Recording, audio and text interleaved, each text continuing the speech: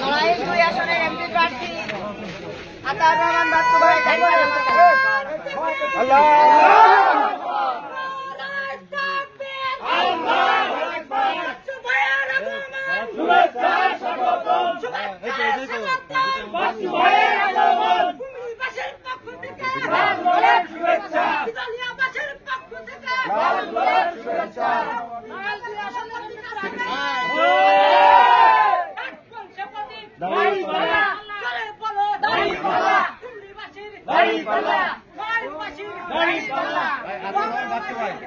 পাল্লা